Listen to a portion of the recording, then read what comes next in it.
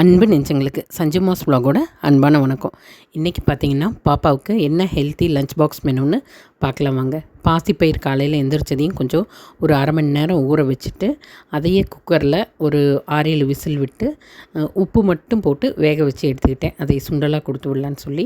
அது கூடவே பார்த்திங்கன்னா சோயா பிரியாணி தக்காளி கொஞ்சம் சேர்த்து போட்டு நம்ம வந்து நார்மலாக செய்கிற சாப்பாட்டு அரிசியிலேயே வந்து இன்றைக்கி 1 பாட் ரைஸாக சோயா பிரியாணி செஞ்சாச்சு. அதுக்கு தொட்டுக்கிறதுக்கு ஆனியன் தயிர் ரைத்தா.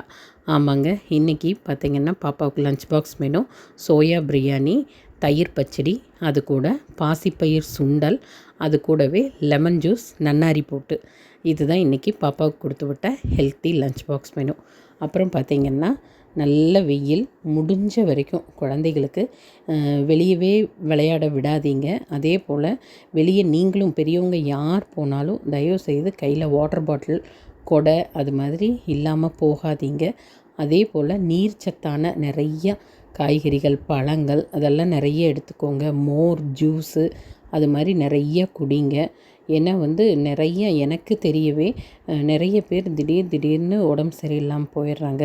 ஒரு சிலர்லாம் பார்த்திங்கன்னா நல்லா இருக்காங்க, திடீர்னு டெத் ஆகிடுறாங்க. அதெல்லாம் ரொம்ப நம்மளுக்கே மனசுக்கு சங்கடமாக இருக்குது.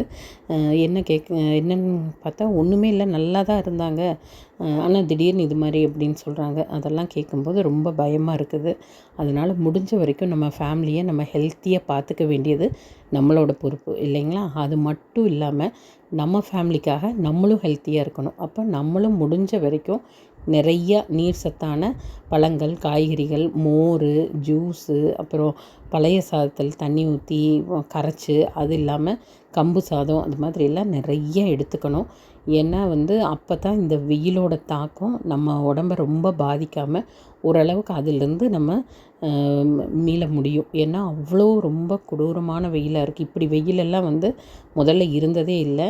என்ன காரணம்னு தெரியல. ஆனால் முடிஞ்ச வரைக்கும் நம்ம அதிலேருந்து நம்ம எந்த அளவுக்கு சேஃபாக இருக்க முடியுமோ இருந்துக்கலாம். நான் சொல்கிறது சரிங்கிறவங்க மறக்காமல் கமெண்ட் செக்ஷனில் என் கூட ஷேர் பண்ணிக்கோங்க. அதோடு மட்டும் இல்லாமல் குழந்தைகளுக்கு இப்போ வந்து சம்மர் லீவ் விட்டுருக்கறதுனால நீங்கள் நிறையா நீர்நிலைகள் தேடியெல்லாம் போவீங்க. அப்போல்லாம் ரொம்ப சேஃபாக குழந்தைகளை பார்த்துக்கோங்க. அதே போல் புது இடங்களுக்கு போனால் அந்த இடத்தோட இதை பற்றி தெரிஞ்சுக்கிட்டு தண்ணிக்குள்ளே எல்லாம் இறங்கி விளையாட விடுங்க. நீங்கள் கூடவே இருந்து குழந்தைகளை கண்டிப்பாக நல்லபடியாக பார்த்துக்கோங்க. ஏன்னா இப்போத்த காலகட்டம் எதை எடுத்தாலும் பயமாகவும் இருக்குது, அதே சமயம் மர்மமாகவும் இருக்குது. முடிஞ்ச வரைக்கும் நம்ம ஃபேமிலியை நம்ம தான் பாதுகாப்பாக பார்த்துக்கணும்.